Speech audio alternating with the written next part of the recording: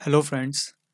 Last lecture में जो हमने टॉपिक कवर किए थे वो थे पॉवर्टी, अनएम्प्लॉयमेंट और रीजनल इम्बैलेंसेस। आज जो हम टॉपिक कवर करने जा रहे हैं वो है सब्सिडी और पब्लिक डिस्ट्रीब्यूशन सिस्टम। तो पहला जो हमारा आज का टॉपिक डिस्कशन के लिए है वो है सब्सिडी। सो बेसिकली सब्सिडी होता क्या है? ये एक तरीके की सरकारी मदद है। सरकारी मदद एक तरह की उन लोगों के लिए जिसको इसकी ज़रूरत है। बेसिकली पुअर्स लोग जो होते हैं या अदर वल्नरेबल सेक्शंस जो हैं उनके लिए ये की जाने वाली सरकारी मदद है। So these are the benefits given to an individual और an institution by the government. तो ये कुछ सहायता है जो किसी या तो किसी व्यक्ति की या किसी संस्थान की जाती है सरकार के द्वारा।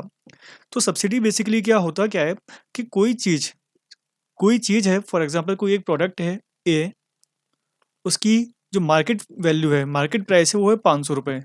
तो सब्सिडी बेसिकली क्या होता है कि सरकार आपको वो जो 500 रुपये की मार्केट प्राइस है उस पे सरकार कुछ सहायता देती है। ठीक है, फॉर एग्जांपल ये 500 रुपये की चीज़ थी, सरकार ने इसमें आपको सहायता दी 200 रुपये की। और अब आपको जो चीज़ जो वो पड़ रही है इफेक्टिवली वो पड़ रही है 300 रुपये की। ठीक है, तो जो चीज़ 500 रुपये की थी आपको 300 रुपये की पड़ रही है, तो 200 रुपये जो सरकार ने दिए हैं अपनी तरफ से वो थी सब्सिडी। ठीक है, तो समझ में आता है ये किन लोगों को दी जा रही होगी। जो समाज के जो गरीब तबके के लोग हैं, सब्सिडी उनको मेजरली उन्हीं को दी जाती है। और उसके कुछ और रूप भी हैं जो बाकियों को भी दी जाते हैं। अब सब्सिडी के दो तरीके होते हैं। पहला तरीका है डायरेक्ट सब्सिडी और दूसरा तरीका है जो सेकंड टॉपिक होगा हमारा वो है इनडायरेक्ट सब्सिडी। डायरेक्ट सब्सिडी के अंदर क्या होता है? डायरेक्ट सब्सिडी के अंदर कोई एक प्रोडक्ट है, फॉर एग्जांपल कोई एक पेन है जो कि 5 रुपए का है। तो डायरेक्ट सब्सिडी के अंदर क्या होगा कि सरकार आपसे कहेगी कि आप 5 रुपए का पेन ले लीजिए मार्केट से, 2 रुपए हम उस पर सब्सिडी देंगे, 2 रुपए हम सब्सिडी देंगे। अब ये 2 रुपए सब्सिडी हो गई। ये सब्सिडी 2 रुपए देने का जो तरीका है वही सब्सिडी के डिफरेंट टाइप्स को डिफाइन करता है। डायरेक्ट सब्सिडी के अंदर क्या होगा, सरकार आपसे कहेगी कि आप मार्केट से पहले 5 रुपए का पेन ले लीजिए, उसके बाद जो 2 रुपए जो हैं वो हम आपको वापस कर देंगे। तो इसमें होगा क्या कि आपको पहले 5 रुपए अरेंज करने पड़ेंगे पेन लेने के लिए। ठीक है, और जो 2 रुपए हैं सरकार फिर वो बाद में आपको दे देगी। तो इफेक्टिवली आपको जो पेन पड़ेगा वो 3 रुपए का पड़ेगा। और यही सब्सिडी, यही 2 रुपए अगर सरकार इनडायरेक्ट तरीके से देना चाहे तो वो कैसे होगा? वो सरकार फिर पेन जो मैन्युफैक्चरर है, जो कंपनी पेन बना रही है, सरकार उससे बोलेगी कि भाई तुमको पेन कितने का पड़ रहा है? वो सरकार से कहेगी कि हमको 5 रुपए का पड़ रहा है।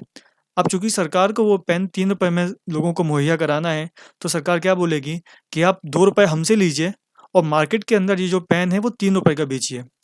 तो दो तरीके हुए सब्सिडी देने के। एक था डायरेक्ट सब्सिडी जिसके अंदर पहले जो बेनिफिशियरी है, जो लाभार्थी है, उसको पूरी की पूरी पूंजी अरेंज करनी पड़ती है और बाद में जो सब्सिडी का अमाउंट होता है वो उसको कंपनसेट कर दिया जाता है। और दूसरा तरीका क्या है कि जो लाभार्थी है उसको पूरी पूंजी अरेंज करने की ज़रूरत नहीं है। जो उसको जो प्रोडक्ट मिल रहा है वो पहले से ही कम दामों पे मिल रहा है। सरकार उसमें से जो उसको सब्सिडी देने वाली थी, जो सहायता देने वाली थी, वो पहले ही दे चुकी है। ठीक है, तो पहले केस के अंदर डायरेक्ट सब्सिडी के अंदर वो जो सहायता है वो सीधे लाभार्थी को दी जाती है और इनडायरेक्ट केस के अंदर वो लाभार्थी को नहीं दी जाती, वो जो मैन्युफैक्चरर है उस सुविधा का, उस चीज़ का, वो उसको दी जाती है। तो अल्टीमेटली जब वो चीज़ मार्केट में आती है तो लाभार्थी को वो पहले से ही कम दामों में मिलती है। तो ये दो तरीके हैं सब्सिडीज़ के। अब दोनों तरीके हमारे देश के अंदर फॉलो किए जाते हैं अलग अलग चीज़ों में सब्सिडी देने के लिए। हर तरीके का अपने कुछ फ़ायदे हैं, हर तरीके के अपने कुछ नुकसान हैं। तो पहला जो तरीका हम सीखने जा रहे हैं वो है डायरेक्ट सब्सिडी। डायरेक्ट सब्सिडी के अंदर जैसा कि हमने डिस्कस किया कि these subsidies are directly provided. ये सब्सिडी डायरेक्टली प्रोवाइड की जाती हैं किसको? टू द बेनिफिशियरी, जो लाभार्थी हैं। And are generally paid in the form of direct cash. और ये किसके फॉर्म में पेड होती हैं?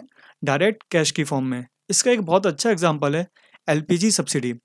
एलपीजी सब्सिडी कैसे का अच्छा एग्जाम्पल है कि एलपीजी सब्सिडी जब आप एलपीजी गैस सिलेंडर लेने जाते हैं, फॉर एग्जाम्पल वो अगर आपको 1000 रुपये का पड़ रहा है तो पहली बार में वो आपको 1000 रुपये का ही खरीदना पड़ेगा। लेकिन बाद में क्या होता है, जो सब्सिडाइज जो प्राइस होता है, मान के चलो 100 रुपये, वो सरकार आपके बैंक खाते में वापस कर देती है। और इफेक्टिवली ये आपको कितने का पड़ता है? 900 रुपये का। तो सरकार को जब 100 रुपये सब्सिडी देनी थी एलपीजी के ऊपर, तो उसने क्या कहा? उसने कहा कि पहले आप पूरे 1000 रुपये अरेंज कीजिए और 1000 रुपये का सिलेंडर खरीदिए।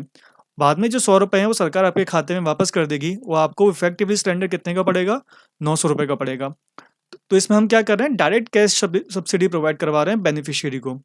दूसरी एक और सब्सिडी कौन सी है? वो है पीएम किसान।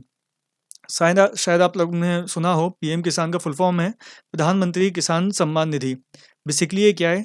ये 6000 रुपये का ये 6000 रुपये का एक एनुअल पेमेंट है जो किसानों को किया जाता है सरकार के द्वारा।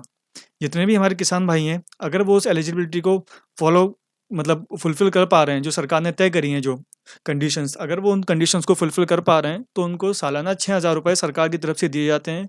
ये एक डायरेक्ट कैश सब्सिडी का एक एग्ज़ाम्पल है, ठीक है? इसके अंदर क्या हो रहा है कि सरकार कोई और चीज़ मुहैया नहीं करा रही, मतलब सरकार सीड नहीं दे रही, सरकार फर्टिलाइज़र नहीं दे रही या सरकार कोई और चीज़ नहीं दे रही है, वो सीधे पैसे दे रही है।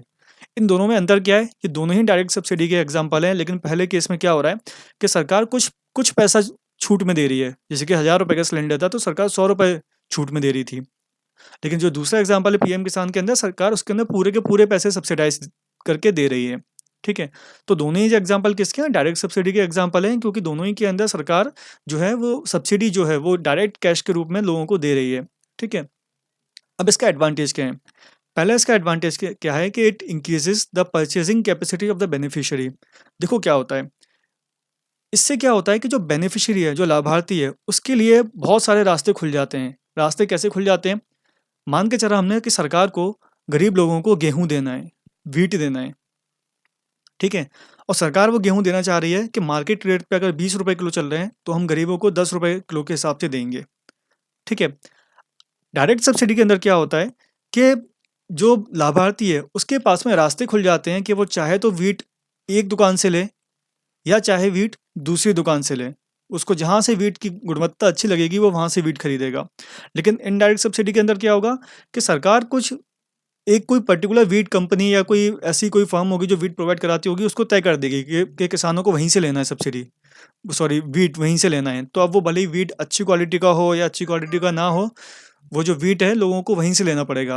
लेकिन डायरेक्ट सब्सिडी के अंदर क्या है, सरकार बोल रही है कि आप वीट कहीं से भी लो, आपके जो 10 रुपए हैं वो हम आपको खाते में दे देंगे। ठीक है? अब जैसे कि ये वाला हमारा एग्जाम्पल था, ये प्रोडक्ट वाला, इसके अंदर क्या हो रहा था, सरकार जो है वो जो प्रोडक्ट बनाने वाली कंपनी थी, उसको सब्सिडी दे रही थी, उसको 500 रुपये दे रही थी, उसको 500 में से 200 रुपये वहीं के वहीं दे रही थी। तो इस केस में क्या था कि जो ये कंपनी है, सिर्फ इसी के प्रोडक्ट पे ही सब्सिडी मिल रही थी। ठीक है? लेकिन डायरेक्ट सब्सिडी के अंदर क्या होगा कि जो लाभार्थी है उसके पास में अब ऑप्शन अवेलेबल है कि वो जहाँ से चाहे वो गेहूँ खरीद ले, सरकार उसको 10 रुपये कंपनसेट उस पर कर देगी। लेकिन यही अगर इनडायरेक्ट सब्सिडी होती, जैसे कि हमारी राशन की जो जो चलता है, राशन के मामले में राशन की जो हमारी दुकानें होती हैं, जहाँ पे सस्ते दामों में राशन मिलता है, इनडायरेक्ट, क्योंकि वहाँ पे इनडायरेक्ट सब्सिडी है, तो हमें वहीं से ही राशन खरीदना पड़ता है। अब उसकी गुणवत्ता कैसे भी हो, हमें उसके साथ में समझौता करना पड़ता है। लेकिन वहीं पे अगर सरकार हमसे ये कह देती कि भाई हम आपको 5 किलो गेहूँ नहीं दे रहे, 5 किलो गेहूँ के पैसे दे रहे हैं, अब आप उस पैसे से जहाँ से चाहो वहाँ से गेहूँ खरीद सकते हो। तो उस केस में क्या होता कि हमारा जहाँ मन चाहता, हम जितनी अच्छी गुणवत्ता के गेहूँ खरीदना चाहते थे, उतनी अच्छी गुणवत्ता के गेहूँ खरीद सकते थे। लेकिन चूँकि वहाँ पे इनडायरेक्ट सब्सिडी मिलती है, तो हमको गेहूँ वहीं से खरीदने पड़ते हैं। सरकार हमें पैसा नहीं देती गेहूँ खरीदने के लिए, सरकार पहले से गेहूँ मुहैया करा देती है। तो पहला एडवांटेज क्या है डायरेक्ट सब्सिडी का, कि ये हमारी परचेसिंग कैपेसिटी को बढ़ाता है। ठीक है? हम जहाँ से चाहें वहाँ से गेहूँ वगैरह या जो भी चीज़ें हम खरीद सकते हैं। दूसरा, it prevent the misuse of funds as it generally provided through the bank routes. दूसरा क्या होता है कि ये जो फंड है उसके मिसयूज़ को रोकता है, या बेसिकली यहाँ पे बात हो रही है करप्शन की। किसकी बात हो रही है? करप्शन की। तो जो डायरेक्ट सब्सिडी है वो करप्शन को रोकती है। कैसे रोकती है? अब सरकार का बजट था कि 1 साल के अंदर उसको ₹1000 की सब्सिडी देना है। अब ये जो ₹1000 की सब्सिडी है, वो सभी जो लाभार्थी हैं उनके बैंक खातों में चली जाएगी। सबके खातों में चली जाएगी, बैंक खातों में। ठीक है? तो इसके अंदर कहीं से कहीं तक कोई लूप होल नहीं है। सीधे ₹1000 थे, 100 लाभार्थी थे, 100 बेनिफिशियरी थे, सबके खाते में 10-10 रुपए चले गए। ठीक है? पूरा का पूरा 1000 रुपया जो सरकार की जेब से निकला था, वो पूरा का पूरा पैसा लाभार्थियों की जेब तक पहुँचा है। कहीं पे भी इसमें फंड का मिसयूज़ नहीं हो रहा।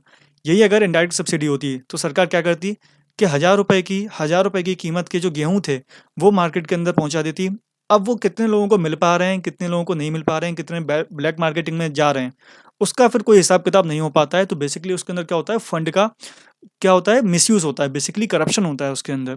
तो डायरेक्ट सब्सिडी का दूसरा एडवांटेज क्या है कि इसके अंदर जो करप्शन है वो रुक जाता है। दूसरा, कि it curbs the inefficient uses of resources. तो सरकार के जो रिसोर्सेज हैं उनका जो इनएफिशिएंट यूज़ हो रहा है, जो उनका सही यूज़ नहीं हो रहा है, वो इससे कम होता है। क्यों? क्योंकि इसके अंदर रिसोर्सेज का इस्तेमाल ही बहुत कम हो रहा है। सरकार क्या कर रही है, सीधे के सीधे आपको सब्सिडी दे रही है, आपको सीधे का सीधा पैसा दे रही है, तो आपको झंझट ही नहीं है, आपको कहीं से मतलब सरकारी मशीनरी का कहीं इस्तेमाल ही नहीं हो रहा। ठीक है? चौथी चीज़ है कि सरकार का जो बर्डन है ट्रांसपोर्टेशन का और स्टोरेज का, वो कम हो जाता है। कैसे कम हो जाता है कि सरकार को गेहूँ ₹20 किलो में मिल रहा है और सरकार उसे देना चाह रही है गरीबों को ₹10 किलो में, ठीक है? तो सरकार अगर इनडायरेक्ट सब्सिडी दे रही है तो उसको क्या करना पड़ेगा, गेहूं पहले खरीदने पड़ेंगे। वो ₹20 किलो के हिसाब से गेहूं खरीदती है। उसके बाद उस गेहूं को रखने में और उसको एक जगह से दूसरी जगह पहुंचाने में और ₹5 खर्च करती है 1 किलो गेहूं पे। तो अल्टीमेटली सरकार को गेहूं पड़ता है ₹25 का और वो आपको दे रही है ₹10 में, ठीक है? तो अल्टीमेटली वो जो सब्सिडाइज प्राइस थी वो 10 की बजाय 15 हो जाती है। लेकिन डायरेक्ट सब्सिडी में क्या होगा, सरकार आपको सीधे सीधे ₹10 दे देगी, आपको ₹10 दे देगी और बोलेगी ₹10 आप मिलाइए और किसी भी दुकान से जाके अब खुद आप 1 किलो गेहूँ ले लीजिए। तो इस केस में क्या हो रहा है, ये जो फालतू का खर्चा हो रहा था ₹5 का, गेहूँ को स्टोर करने का और ट्रांसपोर्ट करने का, वो सरकार का बच रहा है, ठीक है? तो डायरेक्ट सब्सिडी के अंदर एक जो अच्छी चीज़ होती है वो ये होती है कि इसके अंदर ट्रांसपोर्टेशन का और स्टोरेज का जो खर्चा है सरकार का वो कम हो जाता है। लेकिन कुछ इसके डिसएडवांटेज भी हैं, हर चीज़ की अच्छाई तो होती नहीं है, कुछ बुराई भी हैं इसकी। पहली बुराई क्या है कि इट नीड फाइनेंशियल इंक्लूजन, ठीक है? इसके लिए क्या है कि सभी जो लाभार्थी हैं उनका फाइनेंशियल इंक्लूजन, या आसान भाषा में कहें तो बैंक में खाता होना ज़रूरी है। क्यों? क्योंकि सरकार किसी को भी जो सब्सिडाइज़ प्राइस देगी, जो सब्सिडी देगी, डायरेक्ट सब्सिडी, वो नकद तो नहीं देगी पैसे के रूप में, वो उसके खाते में वो पूँजी डालेगी, वो राशि डालेगी, ठीक है? और जब तक किसी का खाता नहीं होगा तो वो उसका लाभार्थी नहीं हो पाएगा। आज भी हमारे गाँव में, दूर-दराज में ऐसे लोग हैं जिनके बैंक खाते नहीं हैं।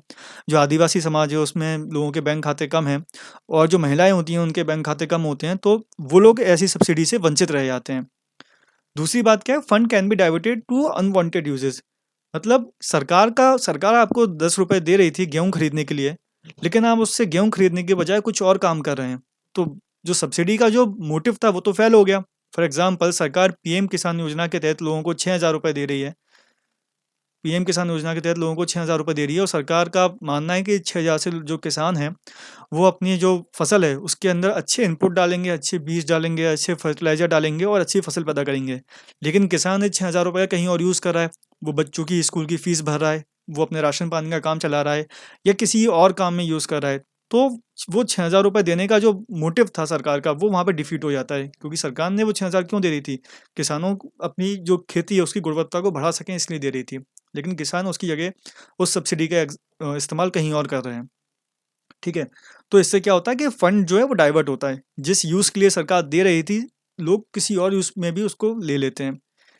तो ये एक दूसरा इसका डिसएडवांटेज है। तीसरा डिसएडवांटेज इसका क्या है कि ये मैंडेटरी इसके अंदर आईडी कार्ड चाहिए होता है। ठीक ठीक है, क्योंकि सरकार वन टू वन सबको सब्सिडी दे रही है, तो वहाँ पे लोगों की पहचान होना भी तो ज़रूरी है, पहचान पत्र होना भी तो ज़रूरी है। सरकार ऐसे बिल्कुल अंधे होके तो पैसा नहीं बाँट सकती। तो फिर वही दिक्कत आती है कि दूर-दराज के लो गाँव में या आदिवासी समाज में लोगों के पास आई कार्ड भी नहीं है, तो वो फिर से वंचित इससे रह जाते हैं। इसके बाद में कि वो इन्फ्लेशन से एडजस्टेड नहीं होती। इन्फ्लेशन से एडजस्टेड एडजस्टेड का मतलब है कि सरकार जो डायरेक्ट सब्सिडी देती है, सरकार ने ₹10 दिए, लेकिन ₹10 उस व्यक्ति के पॉकेट में जब तक पहुँचे, तब तक उस ₹10 की वैल्यू कम हो गई, ठीक है? मैंने ₹10 की आज चीज़ खरीदी, कोई एक चीज़ खरीदी, मैंने गेहूँ खरीदे ₹10 के, सरकार उस पे मुझे ₹10 सब्सिडी देने वाली थी। अगर वो ₹10 सब्सिडी मुझे आज ही मिल जाती, अगर वो ₹10 सब्सिडी मुझे आज ही मिल जाती तो वो मेरे ₹10 पूरे के पूरे काम के होते, ठीक है? लेकिन वो ₹10 मेरे पास 1 महीने बाद, 2 महीने बाद आ रहे हैं, तो उस ₹10 की जो कीमत है वो उतनी नहीं रह जाती जो कि आज के टाइम पे थी मेरे पास, ठीक है? हो सकता है उस ₹10 से आज 2 महीने बाद मैं उतना सामान ना ले पाऊँ, जितना मैं आज ले सकता था। तो जो डायरेक्ट सब्सिडी होती है वो इन्फ्लेशन से एडजस्ट नहीं हो पाती है, तो ये भी इसका एक डिसएडवांटेज है। सो ये थी पूरी की पूरी direct subsidy. Moving on to our next topic, that is indirect subsidy. अब इनडायरेक्ट सब्सिडी क्या होता है? हमने डायरेक्ट सब्सिडी समझा। डायरेक्ट सब्सिडी के अंदर क्या हो रहा था? सरकार आपसे बोल लेती है आप मार्केट में जाइए, सामान खरीदिए और उस सामान पे जो हमको छूट देनी होगी वो हम बाद में आपको दे देंगे। इनडायरेक्ट सब्सिडी के अंदर ऐसा नहीं है। इनडायरेक्ट सब्सिडी के अंदर क्या होगा? सरकार बोलेगी कंपनीज़ से कि आप मार्केट में अपनी चीज़ों के दाम कम कर दीजिए और जो उस पे जो आपको घाटा पड़ेगा, वो घाटा हम आपका खुद यहीं पे कंपनसेट कर देंगे। तो इसमें होगा क्या कि लोगों को मार्केट में पहले से ही कम दाम पे चीज़ें मिलेंगी। ठीक है, तो इनडायरेक्ट सब्सिडी क्या होता है? The beneficiary got the product on subsidised rate. तो जो लाभार्थी हैं, उनको पहले से ही सब्सिडाइज्ड रेट या लोअर रेट पे मार्केट के अंदर सामान मिलता है और जो डिफरेंस आता है, जो घाटा पड़ता है कंपनी को लोअर रेट पे बेचने पे सामान, वो घाटा सरकार चुकाती है। इसका एक बहुत अच्छा एग्जांपल है फर्टिलाइज़र सब्सिडी। ठीक है, एक यूरिया का जो बैग है, जो कि मार्केट के अंदर जिसकी असली वैल्यू होनी चाहिए थी ₹2100, वो आपको मिल रहा है ₹1100 का। ठीक है, क्यों मिल रहा है ₹1100 का? क्योंकि जो ₹1000 हैं, वो ₹1000 सरकार पहले से ही कंपनी को दे रही है। वरना अगर सरकार आपसे कहती है कि भैया भैया आपको डायरेक्ट सब्सिडी दे रहे हैं, तो उस केस में क्या होता, आपको 2100 का ही मार्केट से खरीदना पड़ता और ₹1000 बाद में आपके बैंक खाते में आ जाते। ठीक है, लेकिन चूंकि इनडायरेक्ट सब्सिडी मिल रही है तो सरकार ने पहले से ही वो जो ₹1000 थे, वो सरकार ने किसको दे दिए, जो वो यूरिया के जो मैन्युफैक्चरर कंपनी है उसको दे दिए। वो चूंकि उसको मिल चुके हैं पहले से ₹1000, तो अब वो मार्केट में उसकी कीमत क्या रहेगी, सिर्फ 1100। तो ये एक एग्जांपल है इनडायरेक्ट सब्सिडी का, जिसके अंदर जो प्रोडक्ट है उसकी कीमत पहले से ही कम दाम कर दी जाती है। और कम दाम कैसे करी जाती है कि जो घाटा पड़ता है बेनिफिट उसको प्रोड्यूसर को, वो सरकार पे कर कर देती है पहले से ही। इसके क्या एडवांटेज है, इसका एडवांटेज ये है कि इसमें फंड डाइवर्ट नहीं होता, जैसे कि डायरेक्ट सब्सिडी के केस में हो रहा था। डायरेक्ट सब्सिडी के केस में क्या हो रहा था कि सरकार आपको किसी और काम के लिए पैसे दे रही है, लेकिन आप किसी और काम में लगा रहे हैं। इसके अंदर ऐसा नहीं हो पाएगा, क्यों? क्योंकि सरकार जिस काम के लिए सब्सिडी का पैसा दे रही है, सरकार पहले से उसी काम में पैसा कम करके दे रही है। सरकार अगर फर्टिलाइजर पे पैसा देना चाह रही है सब्सिडी में, तो फर्टिलाइजर के दाम पहले से ही कम करके दे रही है ना? अब जो सरकार जो सब्सिडी दे रही है वो आपको दे ही नहीं रही, वो किसके पास आ रहा है पैसा, सीधा वो मैन्युफैक्चरर के पास में आ रहा है। तो जब आपके पास पैसा ही नहीं आ रहा, आपको पहले से ही चीज़ कम दाम में मिल रही है, तो आप वो पैसा डाइवर्ट कैसे कर पाएँगे? तो सरकार अगर फर्टिलाइज़र के लिए सब्सिडी देना चाह रही है, तो वो पैसा सिर्फ़ और सिर्फ़ फर्टिलाइज़र में ही यूज़ होगा, वो किसी और काम में यूज़ नहीं हो सकता। तो ये पहला एडवांटेज है इनडायरेक्ट सब्सिडी का। दूसरा कि जो बेनिफिशियरी है, उसको पहली बार में पूरी की पूरी रकम का इंतज़ाम करने की ज़रूरत नहीं है। डायरेक्ट सब्सिडी में क्या हो रहा था कि अगर गैस सिलेंडर ₹1000 का है या ₹1100 का है, तो आपको पहली बार में पूरे के पूरे ₹1100 ही का इंतज़ाम करके रखना पड़ता है। बाद में वो बात अलग है, सरकार आपको 1000 सॉरी जो 100 ₹50 हैं वो आपको वापस कर देती है। ठीक है? लेकिन इनडायरेक्ट सब्सिडी में ऐसा नहीं है। इनडायरेक्ट सब्सिडी में पहले से ही आपको जो चीज़ है वो कम दामों पे मिलती है। ठीक है? तो आपको ज़्यादा रकम अरेंज करने की ज़रूरत नहीं है, आपको चीज़ पहले से ही कम दाम में मिल रही है। ठीक है? और आप देखेंगे कि जो लोगों की रोज़मर्रा की जो चीज़ें हैं, इस वजह से उन पे इनडायरेक्ट सब्सिडी दी जाती है, जैसे कि राशन है, फर्टिलाइज़र है। ठीक है? ये उन लोगों की ज़रूरत है जो कि समाज के निम्न तबके के लोग हैं, जो लोअर तबके के लोग हैं, उन लोगों को इसकी ज़रूरत पड़ती है। तो वो पहली बारी में पूरा का पूरा जो पैसा है वो अरेंज नहीं कर सकते। इस वजह से उनको जो चीज़ है वो पहले से कम दाम करके दी जाती है। अगर फर्टिलाइज़र सब्सिडी पे डायरेक्ट सब्सिडी मिलती तो आपको मार्केट के अंदर 2100 का रुपए की व्यवस्था पहले से रखनी पड़ती। ₹2100 की सिर्फ व्यवस्था पहले से करके रखनी पड़ती, और जो ₹1100 हैं वो आपके वो जो आपको चीज़ जो 1100 की पड़ रही थी, वो आपको पहली बार में 1100 की 2100 की पड़ती, और ₹1000 थे वो आपके बाद में मिल जाते हैं। तो दूसरा इसका एडवांटेज क्या है कि आपको पहली बार में ही पूरी की पूरी रकम मुहैया करने की ज़रूरत नहीं है, आपको पहली बार में ही कम रकम से काम चल जाएगा, सब्सिडी जो है आपकी वो पहले ही पे कर दी गई है। तीसरा इसका एडवांटेज क्या है कि ये फूड सिक्योरिटी को प्रमोट करती है। किसको प्रमोट करती है? फूड सिक्योरिटी को। फूड सिक्योरिटी को कैसे प्रमोट करती है? इसका एक एग्जांपल है एमएसपी। एमएसपी सरकार क्या करती है कि कुछ चुनिंदा जो जो अनाज है, अनाज की चीज़ें हैं, उन पे सरकार एक निश्चित प्राइस तय करके पहले से ही देती है। अगर फॉर एग्जांपल अगर गेहूँ है, व्हीट है, अगर किसी साल उसकी पैदावार ज़्यादा हुई और किसी साल उसकी पैदावार कम हुई, तो दोनों ही केस में उसके दामों के अंदर बहुत ज़्यादा फ़र्क नहीं आएगा। क्यों नहीं आएगा? क्योंकि अगर उसकी पैदावार बहुत कम भी हो रही है, तो सरकार ने एक निश्चित अमाउंट तय कर दिया है, सरकार उस अमाउंट में उसको खरीदेगी ही। ठीक है? तो उससे तो मार्केट के अंदर उसकी अवेलेबिलिटी से इतना ज़्यादा उस पे असर नहीं पड़ेगा। ठीक है? तो इससे क्या होता है, फूड सिक्योरिटी को प्रमोट करती है सरकार, यानी कि लोगों को खाना सुनिश्चित करवा पाती है, इनडायरेक्ट सब्सिडी से, एमएसपी से। कैसे करवा पाती है? लोगों को ये दिमाग के अंदर से, जो किसान भाई हैं उनके दिमाग के अंदर से ये टेंशन हट जाती है कि अगर गेहूँ ज़्यादा हो गया या गेहूँ खराब हो गया, तो हमारे पास क्या होगा कि हमारे पास हमको कम पैसे मिलेंगे। ठीक है? दूसरी बात कि किसान भाई गेहूँ क्यों उगाएँ? जब उनको कैश क्रॉप के अंदर अच्छे पैसे मिल सकते हैं। कैश क्रॉप जो होती है हमारी, फॉर एग्जांपल कॉटन हुई या कोई ऐसी क्रॉप हुई, वो कैश क्रॉप है। जब उनको कैश क्रॉप के अंदर अच्छे पैसे मिल सकते हैं, तो फिर वो फूड क्रॉप क्यों उगाए? तो इस केस में सरकार क्या करती है, सब्सिडी देती है फूड क्रॉप्स के ऊपर। वो किसान भाइयों को एक तरीके से एक सुनिश्चित करती है कि भई अगर आपकी फसल खराब होती है या पैदावार ज़्यादा होती है, किसी भी कंडीशन में आपको एक निश्चित अमाउंट से कम पैसे में वो बेचेगी नहीं। ठीक है? तो उनके दिमाग में एक सैटिस्फैक्शन आ जाता है कि इससे कम में अपनी चीज़ नहीं बेचने वाली है, तो आराम से उस चीज़ को अपन उगा सकते हैं। उसके बाद इनडायरेक्ट सब्सिडी के अंदर बहुत सारे लोगों को रोज़गार मिलता है। अब कोई कंपनी कोई चीज़ बना रही है, सरकार उसको सब्सिडाइज़ रेट में देना चाहती है, तो सरकार क्या करेगी, वहाँ से उस चीज़ को खरीदेगी, बाज़ार तक लाएगी, उसको स्टोर करेगी, तो इन सब चीज़ों में बहुत सारा रोज़गार जनरेट होता है। ठीक है? जो ट्रांसपोर्टेशन सेक्टर है वो उसके अंदर इन्वॉल्व रहेगा। ठीक है? वेयर हाउसेज़ वगैरह बनेंगे, तो ये सारी चीज़ें कि उसके अंदर इन्वॉल्व रहेंगी और काफ़ी लोगों को उससे रोज़गार मिलेगा इसका एक और बेनिफिट क्या है कि लोगों को बैंक अकाउंट रखने की ज़रूरत इसके अंदर नहीं है। चूँकि इसमें लोगों के पास डायरेक्ट पैसा नहीं आ रहा है, लोगों को पहले से ही जो चीज़ थी वो कम पैसे में मिल रही है, तो लोगों को बैंक अकाउंट रखने की ज़रूरत नहीं है, क्योंकि इसके अंदर डायरेक्ट पैसा आने का कोई प्रोविज़न नहीं है। अब इसके डिसएडवांटेजेस क्या हैं? डिसएडवांटेजेस क्या हैं कि इसके अंदर लूप होल हो सकते हैं। लूप होल कैसे हो सकते हैं? ब्लैक मार्केटिंग, जैसे कि राशन शॉप के अंदर होता है, पीडीएस शॉप के अंदर होता है, वो एक इनडायरेक्ट सब्सिडी का एग्जांपल है ना? जो व्यक्ति एलिजिबल है, उसकी जगह किसी और को मिल रहा है राशन, ठीक है? और किसी का राशन किसी तीसरे को दिया जा रहा है ज़्यादा दाम पे, तो इसके अंदर लूप होल्स हैं, इसके अंदर करप्शन के चांसेस ज़्यादा होते हैं इनडायरेक्ट सब्सिडीज़ के अंदर। उसके बाद जो बेनिफिशियरी है, जो लाभार्थी है, उसके पास चॉइसेस बहुत कम होती हैं। फॉर एग्जांपल सरकार अगर व्हीट पे सब्सिडी देना चाह रही है, तो इनडायरेक्ट सब्सिडी के अंदर वो जो लाभार्थी है उसको सिर्फ पीडीएस शॉप से ही व्हीट खरीदना पड़ेगा। ठीक है, अब पीडीएस शॉप के अंदर जैसे भी क्वालिटी है व्हीट की, गेहूँ की जैसे भी क्वालिटी है, उसको उसके साथ समझौता करना पड़ेगा। वो कहीं बाहर से गेहूँ नहीं खरीद सकता, क्योंकि सरकार बाहर से खरीदे हुए गेहूँ पे सब्सिडी नहीं देगी। वो उन्हीं गेहूँ पे सब्सिडी देगी जो उसने खुद ने खरीदे हैं। ठीक है, जिसको वो खुद प्रोवाइड करवा रही है। तो जो लाभार्थी है उसके पास में चॉइसेस खत्म हो जाती हैं, ये एक डिसएडवांटेज है। दूसरा, ये सरकार के जो लॉजिस्टिक वर्क है, लॉजिस्टिक वर्क के अंदर आता है ये ट्रांसपोर्टेशन का वर्क, स्टोरेशन का वर्क, ये सारा का सारा आता है लॉजिस्टिक वर्क्स के अंदर। तो सरकार का जो लॉजिस्टिक वर्क है वो इसके अंदर बढ़े आता है। तो ये फालतू जो खर्चा होता है ट्रांसपोर्टेशन का, स्टोरेज का, वो बढ़े आता है सरकार का। उसके बाद में कि कुछ जो सब्सिडीज हैं इनडायरेक्ट में, फॉर एग्जांपल एमएसपी, उसको समझा जाता है ट्रेड डिस्टॉर्टिंग सब्सिडीज। अब ये ट्रेड डिस्टॉर्टिंग सब्सिडीज का होता है, वो हम जब डब्ल्यूटीओ पढ़ेंगे तो उसके अंदर जानेंगे कि ये जो कुछ सब्सिडीज ऐसी होती हैं इनडायरेक्ट सब्सिडीज, जिस पे इंटरनेशनल कम्युनिटी जो है, जो बाहर के देश हैं, वो आपत्ति करते हैं। ठीक है, वो क्यों आपत्ति करते हैं, ट्रेड डिस्टॉर्टिंग सब्सिडीज क्या होती हैं, वो सब हम पढ़ेंगे डब्ल्यूटीओ के अंदर। तो सब्सिडीज वाला टॉपिक हमारा कंप्लीट होता है। इसके अंदर हमने जाना कि सब्सिडीज किस किस प्रकार की होती हैं, वो हर प्रकार की सब्सिडीज का हमने लाभ जाने और उसकी जो खामियां हैं वो भी जानी। नेक्स्ट जो टॉपिक है हमारा वो है public distribution system. So public distribution system, basically public distribution system क्या होता है? भारत जो हमारा है वो एक विकासशील देश है। तो विकासशील देशों की कुछ एक जो मेन फीचर्स होते हैं वो क्या होते हैं कि इनके अंदर जो इकोनॉमिक ग्रोथ होती है वो कम होती है, पावर्टी ज़्यादा होती है, अनएम्प्लॉयमेंट ज़्यादा होता है।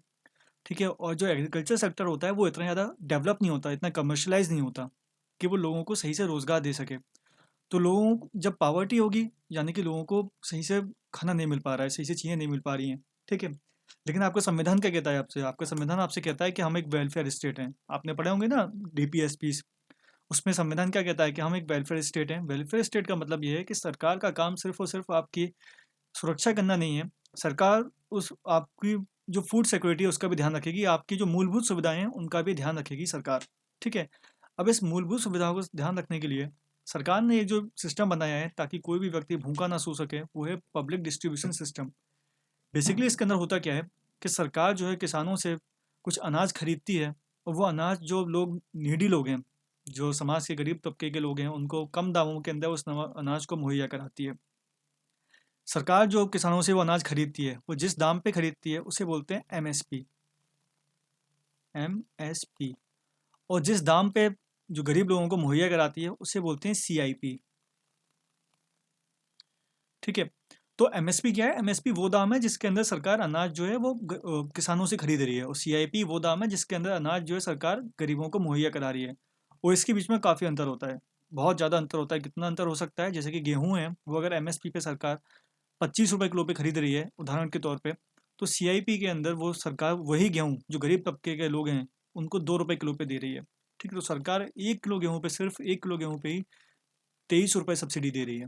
ठीक है, 23 रुपये सब्सिडी सिर्फ 1 किलो गेहूँ पे दे रही है, और सिर्फ 23 रुपये नहीं दे रही, ये तो सिर्फ आपको एक वो दिख रहा है कि भाई 25 के गेहूँ थे, सरकार ने 25 का खरीदा और 2 रुपये का दे दिया तो सरकार को 23 रुपये का घाटा पड़ा। लेकिन नहीं, इसके साथ में सरकार और भी क्या चीज़ें बियर कर रही है? ट्रांसपोर्टेशन कॉस्ट बियर कर रही है, स्टोरेज कॉस्ट बियर कर रही है। इसके अलावा जो लोग इस काम के अंदर इन्वॉल्व हैं उनको सैलरी दे रही है सरकार। ठीक है, और भी कुछ खर्चे होते होंगे वो सरकार करती है। ठीक है, लेकिन सरकार इस चीज़ को चला रही है, सिस्टम को चला रही है। इसका मेन मकसद है क्योंकि हमें क्या है, एक वेलफेयर स्टेट है। तो पब्लिक डिस्ट्रीब्यूशन सिस्टम क्या है? It is a food security programme. ये क्या है? एक फूड सिक्योरिटी प्रोग्राम। ये सुनिश्चित करना कि हर व्यक्ति तक कम से कम खाना तो मुहैया हो सके। ये आता है सरकार की ministry of consumer affairs, food and public distribution के सिस्टम। और ये जो प्रोग्राम है वो सेंट्रल गवर्नमेंट और स्टेट गवर्नमेंट दोनों के द्वारा ऑपरेट किया जाता है। दोनों के द्वारा जो ऑपरेट किया जाता है, बेसिकली इसके अंदर जो पैसा लगाती है वो सेंट्रल गवर्नमेंट लगाती है, और जो काम करती है वो स्टेट गवर्नमेंट करती है। कैसे? सेंट्रल गवर्नमेंट का काम होता है इसके अंदर, सेंट्रल गवर्नमेंट का काम होता है इसके अंदर अनाज को प्रोक्योर करना मतलब खरीदना, उसको स्टोर करना, और उसको जो स्टेट्स थे, अलग अलग स्टेट है वहाँ तक ट्रांसपोर्ट करना। अब मेन जो खर्चा होता है सिस्टम के अंदर वो इन्हीं तीन चीज़ों के अंदर होता है। प्रोक्योरमेंट के अंदर सरकार ने एमएसपी पे गेहूँ खरीदा, उसको स्टोर किया और उसको ट्रांसपोर्टेशन किया। इसके बाद जो आती है रोल में, वो आती है स्टेट गवर्नमेंट। स्टेट गवर्नमेंट का काम क्या है कि जो लोग नीडी हैं उनकी पहचान करना, यानी कि जो एलिजिबल बेनिफिशरीज हैं, जो लाभार्थी हैं, उनकी पहचान करना। उसके बाद उनको राशन कार्ड इशू इशू करना, और इस पूरे के पूरे प्रोग्राम को सुपरवाइज करना।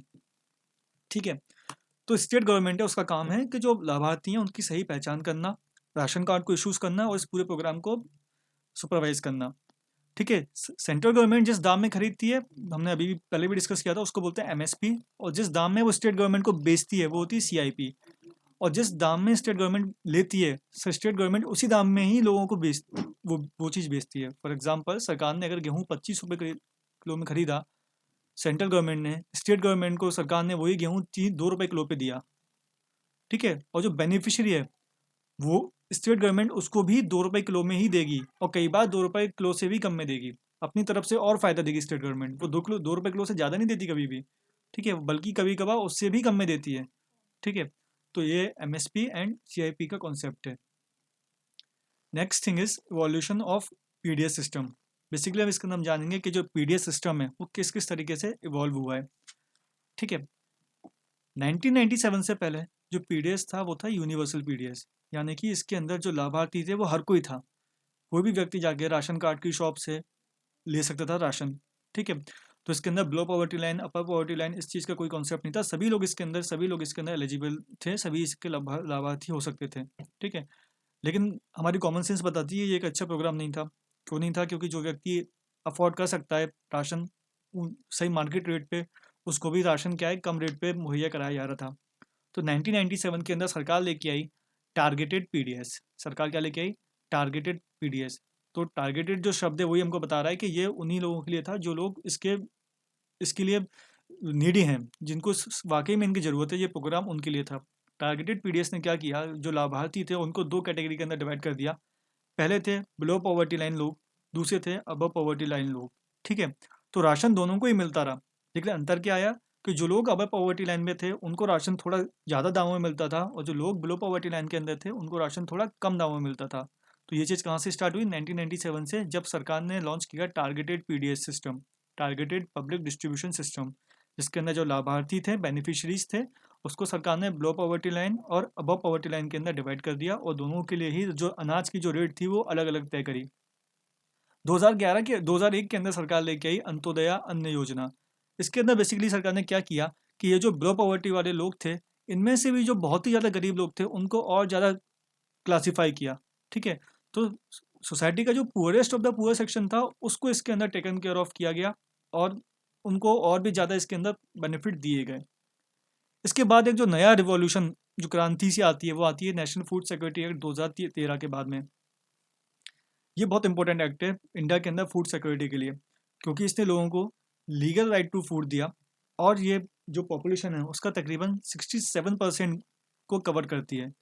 ठीक है, रूरल एरियाज़ के अंदर 75% के आसपास, और अर्बन एरियाज़ के अंदर 50% के आसपास, तो ओवरऑल 67% के आसपास ये कवर करती है।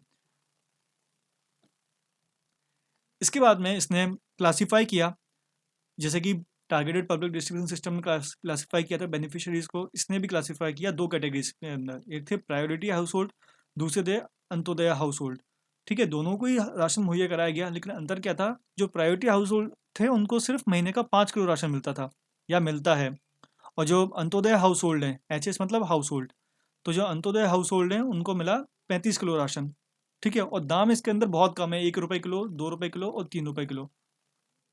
ठीक है, इसके बाद में एक चीज़ इसके अंदर यूनिक थी, वो थी जो मैटरनिटी बेनिफिट। मैटरनिटी बेनिफिट क्या थे कि जो प्रेग्नेंट वुमेन थी उनको महीने के नहीं, उनको ओवरऑल कम से कम 6,000 रुपये देने का बेनिफिट इसके अंदर जोड़ा गया। ठीक है, इससे क्या था कि जो फूड सिक्योरिटी के साथ साथ जो न्यूट्रिशन था उसकी भी जो ज़रूरत होती है उसको भी पूरा किया गया। अब इसकी भी कुछ लिमिटेशन है, इसके भी कुछ चैलेंजेस हैं जो हमको पढ़ने हैं। इसकी पहली लिमिटेशन क्या है? Errors in the identification of beneficiaries. आपने देखा होगा कि काफ़ी जो लोग अपना राशन कार्ड बनवा लेते हैं लेकिन वो उसके लिए एलिजिबल नहीं होते हैं। ठीक है, इसका रीज़न क्या है? इसका रीज़न ये है कि जो लोग जो गरीबी रेखा का राशन कार्ड बनवाते हैं वो सिर्फ और सिर्फ इसलिए नहीं बन पाते कि उनको कम दामों में अनाज मिले। उसका एक मकसद ये भी होता है कि वो जो राशन कार्ड है वो कई और जगहों पे भी काम आता है, जैसे कि हॉस्पिटल्स के अंदर काम आता है, और भी जगहों के अंदर काम आता है। ठीक है, तो लोग क्या करते हैं, जो लोग बेनिफिशियरी होते भी नहीं है, एलिजिबल होते भी नहीं है बेनिफिशियरी होने के लिए, वो भी अपना राशन कार्ड किसी तरीके से बनवा लेते हैं। तो ये एक इसका लिमिटेशन है। दूसरा लिमिटेशन क्या है? लीकेज ऑफ फूड ग्रेन्स, यानी कि सीधा सीधा ब्लैक मार्केटिंग। ठीक है, जो राशन शॉप पे जो राशन आता है वो जो एलिजिबल लोग हैं उनको कम मिल पाता है, और जो राशन शॉप वाले हैं कई बार उसको ब्लैक ब्लैक मार्केटिंग में बेच देते हैं मार्केट के अंदर। एक और लिमिटेशन क्या है इसका? Open ended procurement by FCI. ठीक है, एफसीआई क्या है? एफसीआई वो एजेंसी है जिसका काम है प्रोक्योर करना, ट्रांसपोर्ट करना और स्टोरेज करना।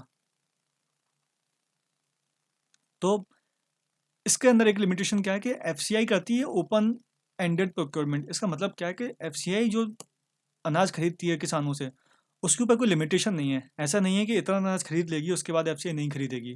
ठीक है, तो ऐसी कोई पाबंदी नहीं है। उसका नतीजा क्या होता है कि जितना अनाज चाहिए होता है पीडीएस सिस्टम के अंदर, एफसीआई उससे कई बार बहुत ज़्यादा अनाज खरीद लेती है। अब चूंकि ज़्यादा तो अनाज खरीद लिया लेकिन उसको रखने के लिए सही व्यवस्था नहीं है, तो वो अनाज खराब होता है। ठीक है, तो ये जो ओपन एंडेड प्रोक्योरमेंट है वो एक इसकी बड़ी समस्या है कि एफसीआई बिल्कुल मना नहीं करती, जितना आता है उसके पास वो उतना खरीदती जाती है। ठीक है, मना कर भी नहीं सकती, किसको मना करोगे आप? कोई एक किसान है ना, वो भी उतना नीडी है अपना अनाज बेचने के लिए, दूसरा किसान है वो भी उतना नीडी है ना। अगर आप एक का खरीद लोगे और दूसरे को फिर अपना अनाज व्यापार मतलब मार्केट में जाके बेचना पड़ेगा, तो हो सकता है मार्केट में उसको उतना दाम नहीं मिले। कोई मार्केट के अंदर तो कोई एमएसपी का कॉन्सेप्ट नहीं है, वो तो सिर्फ सरकार के पास है एमएसपी का कॉन्सेप्ट। ठीक है, तो वो किसी के साथ डिफ्रेंशिएट नहीं कर सकते एफसीआई। एक और इसकी लिमिटेशन क्या है कि पुअर स्टोरेज फैसिलिटी। आपने कई बार ऐसी न्यूज़ सुनी होंगी कि जो राशन एफसीआई खरीदती है वो बाद में फिर धूप में या खुले में पानी या बरसात में सड़ रहा होता है। आपने कई बार ऐसे फोटोज ऐसी वीडियोस देखी होंगी। तो स्टोरेज की जो फैसिलिटी है वो कतई अच्छी नहीं है। इसके बाद में प्रमोट मोनोक्रॉपिंग, ये एक अच्छा पॉइंट है। पीडीएस सिस्टम जो है वो मोनोक्रॉपिंग को प्रमोट कर रहा है। कैसे प्रमोट कर रहा है? क्योंकि पीडीएस सिस्टम के अंदर मेजर जो चीज़ें मिलती हैं वो दो हैं, एक व्हीट, दूसरा राइस। ठीक है, गेहूं और राइस। और एमएसपी, एमएसपी भी मिलती तो हालांकि 24 क्रॉप्स पे है, लेकिन जो गारंटेड है वो सिर्फ वीट और राइस पे है। ठीक है, यानी कि वीट अगर आपने गेहूं उगाए हैं और अगर आपने चावल उगाए हैं, तो आप बिल्कुल जाके सीधा ठोक के एफसीआई के पास जा सकते हो और कह सकते हो कि मेरा सामान खरीदो। लेकिन आपने इसके अलावा कोई चीज़ उगाई है तो फिर वो एफसीआई की मर्जी है, वो खरीदना चाहे तो खरीदे, नहीं खरीदना चाहे तो नहीं खरीदे। ठीक है, तो सरकार जो वो देती है एमएसपी देती है, वो देती तो 24 आइटम पे है, लेकिन 24 में से जो 22 पे हैं, उसमें कुछ ज़रूरी नहीं है कि सरकार उसको खरीदे या ना खरीदे। लेकिन जो दो आइटम है वीट और राइस है, सरकार वो आइटम गारंटेड प्रोक्योरमेंट है, सरकार उसको खरीदती ही है। तो इसके चक्कर में होता क्या है कि जो चीज़ गारंटेड है, जिस पे पैसा मिलना गारंटेड है, किसान भी उसी को उगाना प्रेफर करते हैं। तो इससे मोनोक्रॉपिंग का जो पैटर्न है वो बढ़ता जा रहा है कि जो किसान है वो वीट और राइस ज़्यादा करते जा रहे हैं, और जो अदर क्रॉप्स हैं उस पर इतना तवज्जो नहीं दे रहे हैं क्योंकि उस पर उनको सही दाम नहीं मिल पाता है। ठीक है, तो और इसके अलावा जो लास्ट जो हमारे डिस्कशन का पॉइंट है लिमिटेशन, वो है less expansion in rural areas. MSP का जो मेन सॉरी पीडीएस का जो मेन मोटो था वो रूरल एरियाज के अंदर उसको प्रमोट करना था, लेकिन हाल ही की रिपोर्ट के अंदर जो डिफरेंट डिफरेंट रिपोर्ट के अंदर जो चीज़ें देखी गई हैं उससे ये समझ में आता है कि इसके जो लाभार्थी हैं वो अर्बन एरियाज़ के अंदर, शहरी एरियाज़ के अंदर ज़्यादा हैं, रूरल एरियाज़ के अंदर कम है। अब हमने इतने सारे चैलेंजेस डिस्कस किए, तो अब इसके वे फॉरवर्ड क्या हो सकते हैं, इसके समाधान क्या हो सकते हैं? एक समाधान इसका हो सकता है टेक्नोलॉजी को यूज़ करना। टेक्नोलॉजी को कैसे यूज़ करना कि हर जो राशन की दुकान है, एमएसपी जो एफआरपी शॉप है जो, वहाँ पे एक पीओएस मशीन हो। पीओएस मशीन हो। पीओएस मशीन क्या होती है? आपने कई बार देखा होगा कि आप जब कार्ड जिस पे अपना स्वाइप करते हैं, किसी रेस्टोरेंट में खाना खाने जा रहे हैं, कहीं पे पेट्रोल भराने जा रहे हैं, तो जिस मशीन के अंदर एक मोबाइल जैसी एक जो मशीन होती है उससे थोड़ी मोटी, उसे बोलते हैं पीओएस मशीन। अब पीओएस मशीन होगी तो क्या होगा? फॉर एग्जांपल मैं अपने हिस्से का राशन लेने गया हूँ। ठीक है, मुझे अपने हिस्से का राशन लेना है, तो मुझे मेरे हिस्से का राशन देने से पहले वो जो दुकान वाला है वो मेरा अंगूठा लगवाएगा उसमें मशीन के अंदर। एक बार मैंने अंगूठा लगा दिया तो मैं उसमें रजिस्टर हो गया, और बिना अंगूठे के मुझे राशन नहीं मिल सकता। ठीक है, तो इससे क्या होगा कि जो राशन शॉप वाले पीडीएस शॉप वाले जो मेरे नाम पे कि या किसी भी के भी नाम पे किसी और को राशन बेचते थे ज़्यादा दामों पे, वो चीज़ कम हो जाएगी। यानी कि जो चीज़ें हैं, जो फूड ग्रेन्स हैं, उनकी ब्लैक मार्केटिंग कम हो जाएगी यूज़ ऑफ टेक्नोलॉजी से। दूसरा इसके अंदर क्या है, वे फॉरवर्ड, कि हम प्राइवेट सेक्टर को इन्वॉल्व कर सकते हैं किस काम में, स्टोरेज फैसिलिटीज़ को बनाने में और ट्रांसपोर्टेशन फैसिलिटीज़ को बढ़ाने में। क्यों? क्योंकि एफसीआई का जो मेन एक बड़ी लिमिटेशन है वो ये है कि एफसीआई के अंदर जो स्टोरेज फैसिलिटीज़ हैं, जो अनाज को रखने का जो इंतजाम है वो उतना अच्छा नहीं है। तो ये काम जो है वो हम प्राइवेट एजेंसीज़ को आउटसोर्स कर सकते हैं, वो ये काम अच्छे से कर लेती हैं। ठीक है, तो ये एक इसका वे फॉरवर्ड हो सकता है। देखिए, जो प्राइवेट सेक्टर वाला पॉइंट है ना, वो आप मोस्ट ऑफ द टॉपिक में डाल सकते हैं। कोई आपसे पूछे कि भारत की रोड खराब है, क्या करें, आप उसमें लिख सकते हैं प्राइवेट सेक्टर को इन्वॉल्व कर लो। हेल्थ सिस्टम इतना अच्छा नहीं है, एजुकेशन सिस्टम इतना अच्छा नहीं है, आप लिख सकते हैं प्राइवेट सेक्टर को इन्वॉल्व कर लो। ठीक है, बाकी का इंफ्रास्ट्रक्चर इतना अच्छा नहीं है, आप लिख सकते हैं प्राइवेट सेक्टर को इन्वॉल्व कर लो। ठीक है, क्यों? क्योंकि जो गवर्नमेंट एजेंसी होती हैं वो इस तरीके के काम करने में काफ़ी ढीली होती हैं। कोई चीज़ बनाना है, कोई उसकी गुणवत्ता के मामले में, और प्राइवेट एजेंसीज उसके अंदर ज़्यादा अच्छी होती हैं। तो ये जो पॉइंट है प्राइवेट सेक्टर वाला, वो तो आप मोस्ट ऑफ द चीज़ों में आंख बंद करके डाल सकते हो। ठीक है, तो नेक्स्ट पॉइंट क्या है वे फॉरवर्ड के अंदर, कि इसके अंदर हमको न्यूट्रिशनल ग्रेन्स को ज़्यादा बढ़ावा देना चाहिए। जैसा कि हमने डिस्कस किया कि पीडीएस सिस्टम के अंदर दो ग्रेन्स को, दो तरीके के अनाजों को ज़्यादा तवज्जो दी जाती है, वो है व्हीट और राइस। अब इससे होता क्या है कि पेट तो गरीब का भरे आता है, लेकिन क्या उसकी जो न्यूट्रिशन रिक्वायरमेंट है वो पूरी हो पा रही है, नहीं हो पा रही है, ये एक पॉइंट रह जाता है। तो इसका समाधान क्या है कि इसके अंदर मिलेट्स को, जैसे कि बाजरा हुआ, मक्का हुआ, ज्वार हुई, इन सब चीज़ों को भी इंक्लूड करें पीडीएस सिस्टम के अंदर। तो इससे दो फायदे होंगे। पहला फ़ायदा क्या, कि जो न्यूट्रिशनल वैल्यू है अपने पीडीएस के राशन की, वो बढ़ेगी और लोगों को ज़्यादा न्यूट्रिशन हो पाएंगे। और दूसरा जो हमने इसका लिमिटेशन डिस्कस किया था मोनोक्रॉपिंग का, उस पर भी लगाम लगेगी। जब हम बाकी चीज़ें भी मुहैया कराएंगे तो किसान जो है वो बाकी चीज़ें भी उगाएंगे। ठीक है, इसके बाद हम जो राशन कार्ड्स हैं वो बार कोडेड राशन कार्ड ला सकते हैं। क्यों? क्योंकि जो सिंपल राशन कार्ड होता है उसका फेक बनाना काफ़ी आसान है। सिंपल कोई भी जो चीज़ है, वो मशीन है, वो बना सकती है। लेकिन अगर वो बार कोडेड है, उसके ऊपर कोई बार कोड लगाए, तो आप उसको बना तो सकते हो, लेकिन जब आप उसको राशन कार्ड की शॉप में लेके जाओगे तो वहाँ पे वो पकड़ा जाएगा। क्योंकि जब उस बार कोड उसका स्कैन करेगा तो उसका तो कुछ रिकॉर्ड फाउंड होगा ही नहीं। ठीक है, तो जब राशन कार्ड के ऊपर बार कोड लगा के आप जो फेक राशन कार्ड है उसकी समस्या को आप कई हिस्से तक आप उसको सॉल्व कर सकते हो। और इन सब के अलावा एक जो रामबाण इलाज है वो है डायरेक्ट बेनिफिट ट्रांसफ़र। ठीक है, क्या direct benefit transfer? For example, सरकार 35 किलो राशन दे रही है और वो सरकार को पड़ रहा है 400 रुपये का। सरकार सीधे सीधे 400 रुपये गरीब के खाते में डाल दे राशन खरीदने के लिए, और ये सब जो पूरा का जो पूरा झंझट था, ये पूरा उससे ख़त्म हो जाएगा। ठीक है, तो ये भी एक वे फॉरवर्ड है पीडीएस सिस्टम का। अब पीडीएस सिस्टम लगभग हमारा ख़त्म होता है, लेकिन दो जो चीज़ें हैं वो थोड़ा अगर हम जान लेंगे इसमें, तो हमारे लिए एनहेंसमेंट ही होगा। पहली चीज़ है बफर स्टॉक। बफर स्टॉक क्या होता है? बफर स्टॉक अनाज का वो स्टॉक है जो सरकार करके रखती है। वो, और ये जो स्टॉक है सरकार दो चीज़ों के लिए करती है। पहला, एक तो पीडीएस के टाइम पे उसको यूज़ करती है, सरकार जो स्टॉक बना के रखती है अनाज का उसको पीडीएस में यूज़ करती है। दूसरा, जब फ्लक्चुएशन का टाइम आता है, यानी कि जब अनाज का जो दाम है वो बहुत ज़्यादा कम ज़्यादा होता है, तो वो जो सरकार ने अपने पास जो अनाज रखा होता है, सरकार उसको मार्केट में छोड़ देती है। फॉर एग्जाम्पल, जैसे कि हर साल गेहूँ थे वो 100 किलो होते थे, इस साल सिर्फ 70 किलो हुए हैं।